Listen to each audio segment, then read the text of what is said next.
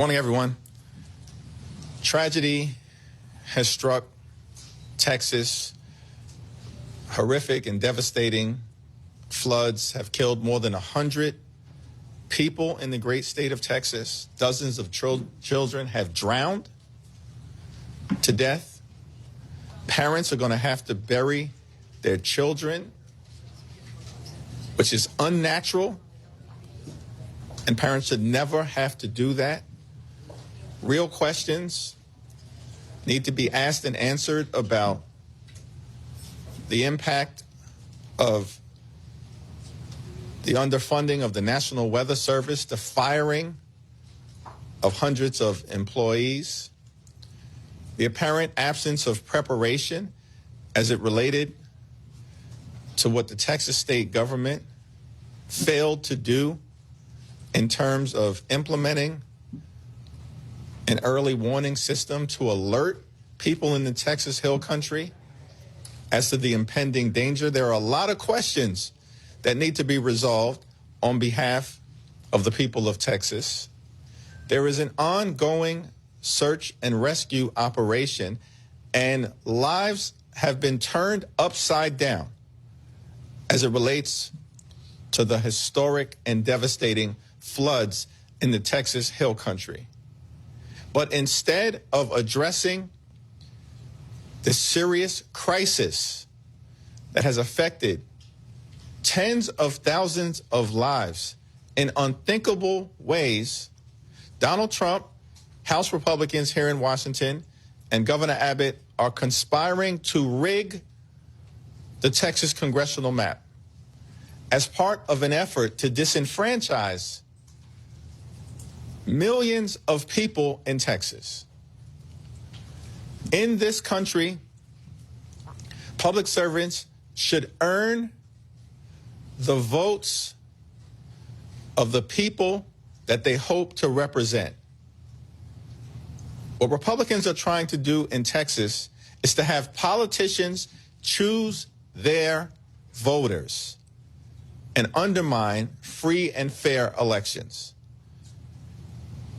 And on behalf of the people of the state of Texas, Democrats are going to push back aggressively because it's the right thing to do to make sure that the voices of the people of Texas and those voices alone will choose during this critically important time here in the United States of America who should represent them, who will stand up for their interests, who will protect their health care, who will make sure that we can lower the high cost of living in the United States of America. Those choices should be made by the voters in Texas alone, not Donald Trump, Mike Johnson, Governor Abbott, or MAGA extremists who want to manipulate the election, which will have an adverse impact on the quality of life of the people of Texas. We are unified.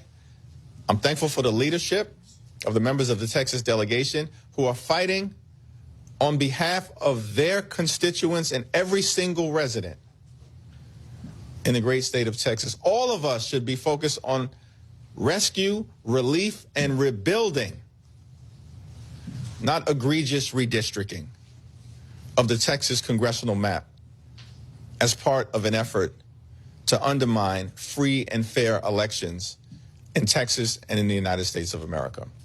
It's my honor to yield to the Democratic whip, Catherine Clark. Thank you so much, Mr. Leader. And I am so proud to stand here with the Democrats from Texas. The cries for help have not stopped echoing in the Hill Country in Texas. And yet here we are. It is as if the Texas GOP and the White House are saying it's always the right time to do what's wrong. When people are devastated, we need to be looking on how we can improve our warnings of floods in places like the Hill Country in Texas. When we need to be looking at how we are funding NOAA and our weather alerts as we go into hurricane season around this country, as we need to be able to help continue to search for the over 100 people that are missing as more rain is coming down on these affected areas. This is what they propose to do. While those cries of help are still echoing, they want to further suppress the voices of Texans by saying we are going to call an emergency session to take away your vote, to take away your voice. That is something that not only are Democrats going to stand in opposition to, but Americans are going to stand in opposition to. We are all here to say that we will continue to be unified, to fight for the American people, to fight to bring down their high cost of living, to fight for them to have the security of their families when disaster strikes, to know that their government will be here with a response, and to fight for their right to vote. This is a voter suppression effort. This is an effort to take away voices when Texans need the help of their fellow Americans to see them and be there to support them. And I am so grateful to be joined in this fight by the chairwoman of the DCCC, Susan DelBene. Thanks and good morning. Thank you, Leader Jeffries and Whip Clark. As the leader already shared, we just had a productive meeting with the Texas delegation about the desperate, and it is desperate, plot by House Republicans and Donald Trump to try to rig the next year's midterms by redrawing the Texas map. It's painfully clear why Republicans are doing this. They know they are going to lose the majority next year. Republicans are running scared. They're scared because the American people are poised to reject them and their broken promises, many, many broken promises in the midterms. Look at what they've done just in the last 7 months. Prices are rising, businesses and farms are struggling amidst tariff uncertainty, and rather than doing anything about it, House Republicans put their party over the American people and voted for the big, ugly bill. Now nearly 17 million people will lose their health care. Millions of families and children will have food ripped from their kitchen tables, and energy bills will go up, all to pay for massive tax giveaways to the wealthiest few. We've seen in poll after poll that the more people learn about the big ugly bill, the more they hate it. Republicans vote for it will be the defining issue of the midterms. And the DCCC will make sure that the American people will hold Republicans accountable for this harmful, cruel bill when it's time for them to cast their ballots. That's all to say Republicans know they can't win running on their failed agenda, so they've hatched a scheme to rig the Texas map to try to save their microscopic majority. But as the leader said before, Republicans should be careful what they wish for. In an environment where Democrats are consistently overperforming in special elections across the country, and with public opinion turning against the Republican trifecta, redrawing the Texas map is a dangerous proposition for House Republicans and their incumbents. For some historical context here, let's look at what happened in Texas the last time there was a Trump midterm election. In competitive seats in Texas, Democratic House candidates performed an average of 7% better in 2018 than they did in 2016. We're confident that we are on the same, if not greater, trajectory as more people sour on the Republican record of broken promises. So any new map that Texas Republicans draw will almost certainly increase the number of competitive districts, thereby endangering more Republican incumbents. It's basic math. For them to try to break up Democratic-held districts, they will have to weaken Republican districts, who already are facing political headwinds. This scheme to rig the maps is hardly going to shore up their majority.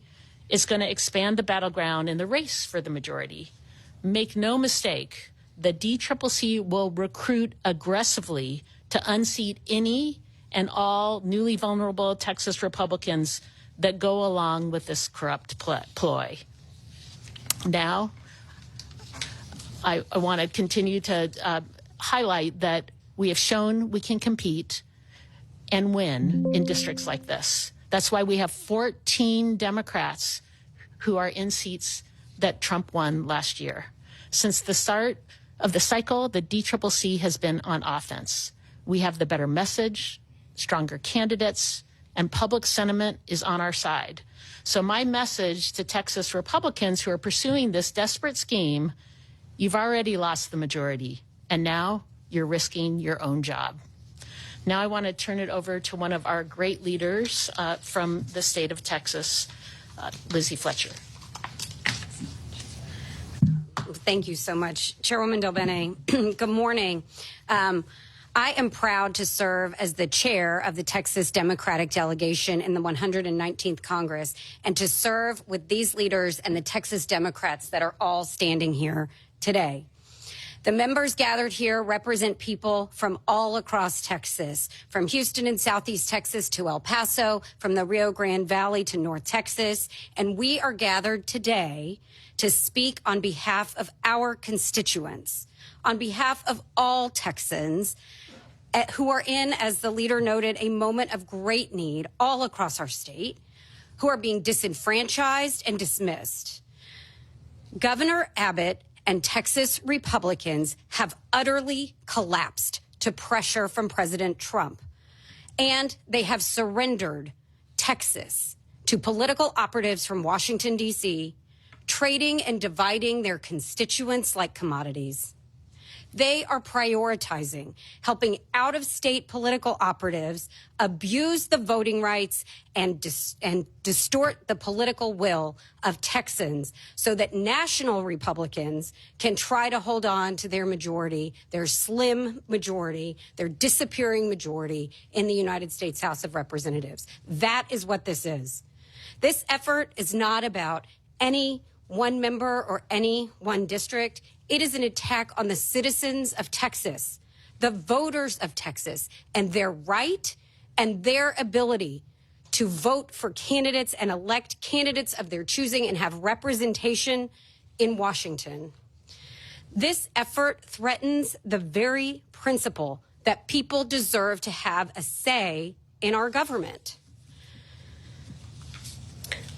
I thank Leader Jeffries and Chairwoman Del Bene and Whip Clark for their commitment to the people of Texas and to championing our right to make our voices heard, to cast our ballots, and to have our communities represented when our state leaders have failed us and are failing us.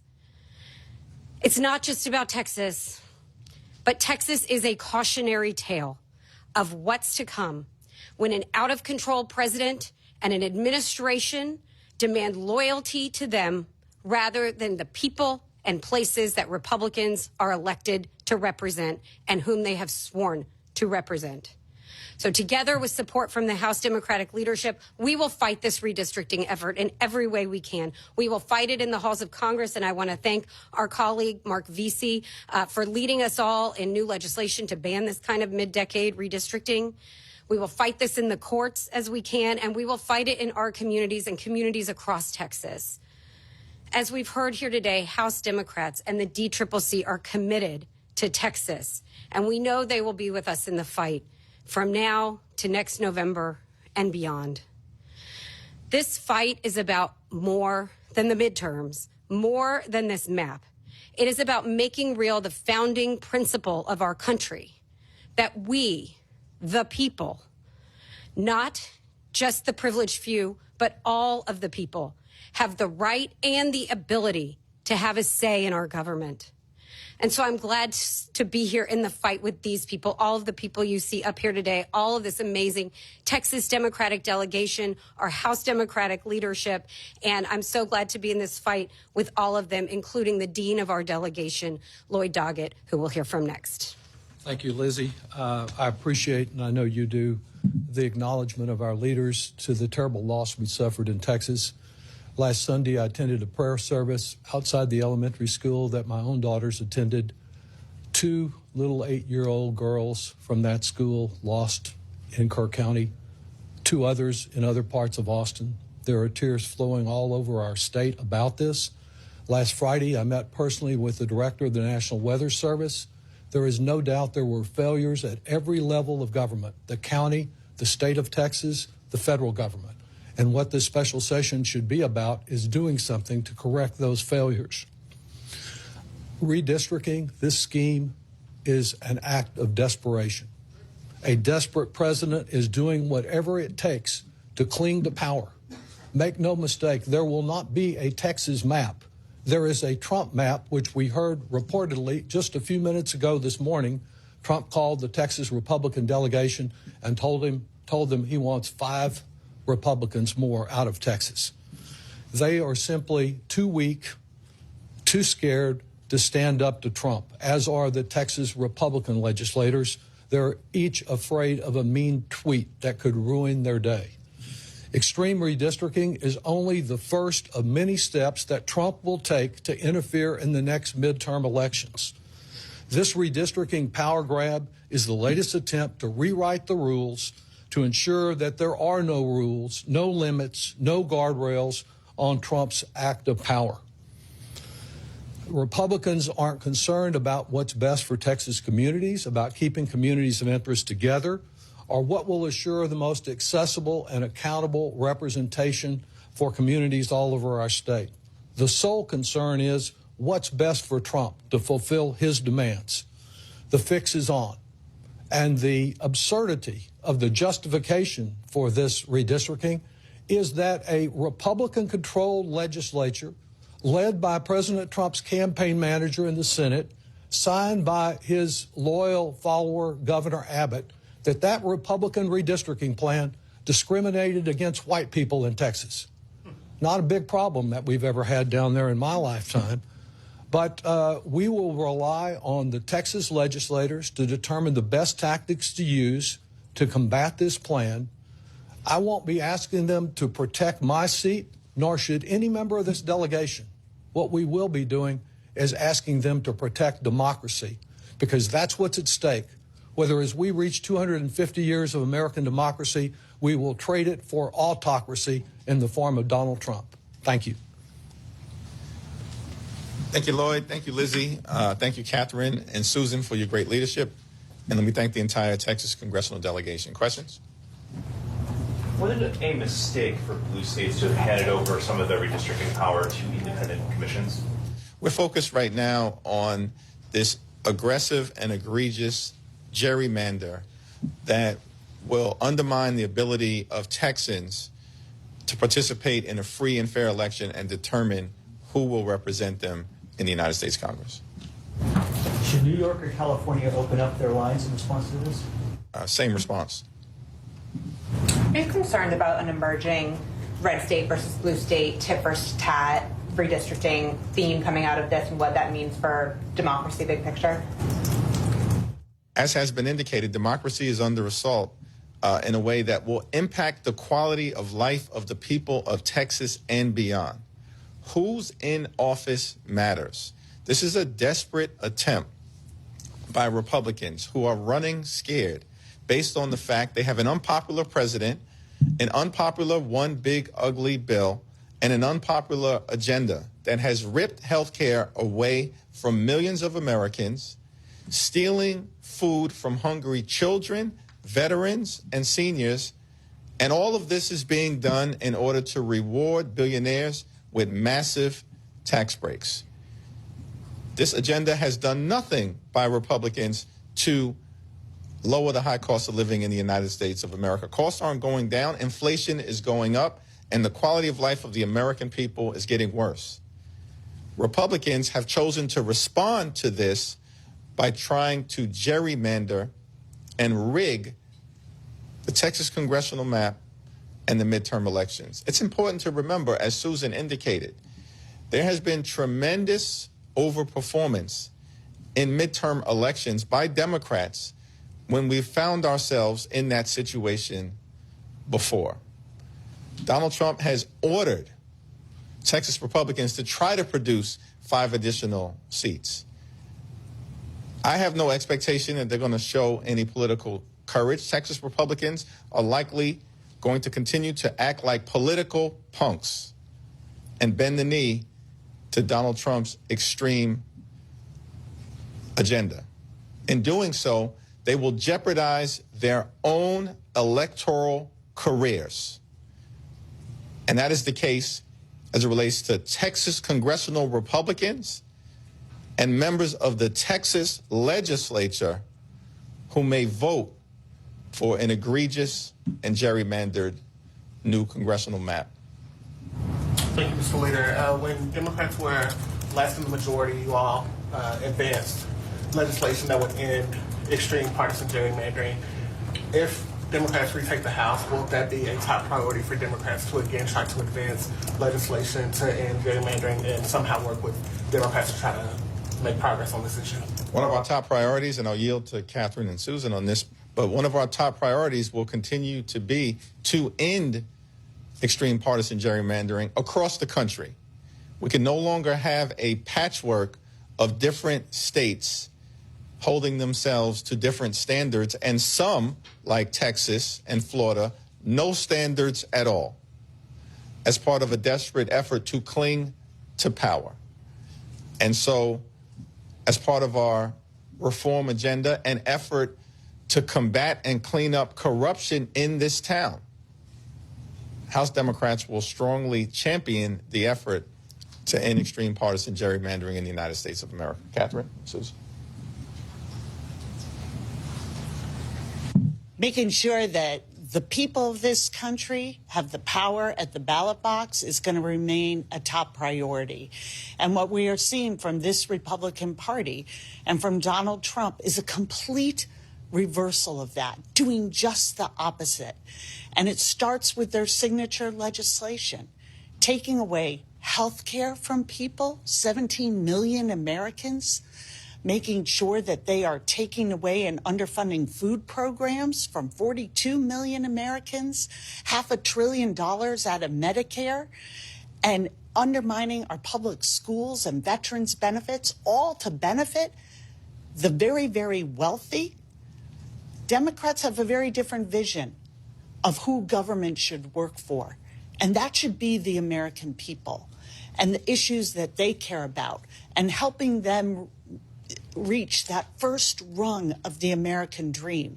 So we are going to be focused on making sure that that right to vote remains strong in this country, because it is where economic power flows from.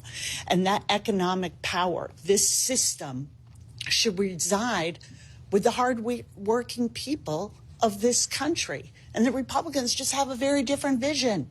It's win at all costs. And they know that we would be in the majority today if North Carolina hadn't egregiously redistricted and eliminated 3 Democratic seats. And that's why we are so focused on the people of Texas and making sure that their voices are heard at the ballot box.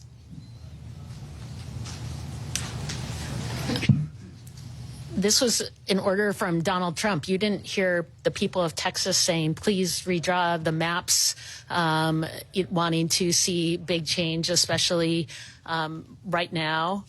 What you're seeing is Republicans scared that they're going to lose the majority. They know that people don't agree with their agenda. People are feeling the pain of what's happened under this administration, and they're going to lose the majority because of that. And so their only way, as opposed to stand up and listen to people and fight for the issues that they're hearing from their constituents, if they actually did town halls and listened to their constituents, they would hear that. Instead of doing that, their effort is to try to rig the system to change these maps based on the order from Donald Trump. And so I think it's very, very clear that this isn't what the people want. People want representatives who are going to listen to them. We are going to fight in every single district based on this, whatever, if they change the map, based on whatever map they do. We know there are going to be competitive districts. We're going to recruit great candidates. People are going to stand up for their communities. We're going to take back the majority. Last 2 questions here. This question is for Congresswoman Crockett. You served in the legislature. Can you talk about what your prediction would be for this moment?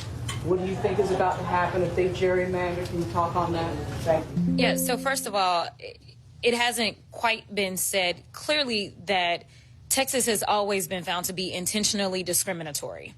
And so I want y'all to understand the makeup of my state. The state is a majority minority state. And what this legislature historically has done is what they plan to do again, is to dilute the voices of people of color in order to make sure that they can get to where they're trying to go. We saw this Department of Justice decided to put out a letter, and what did they do? We only have 4 seats that are represented by black folk, where the vast majority of the people that get to decide who they have represent them are black. They decided to attack 3 of the 4 seats that we have in the state. They decided to go after a Latina.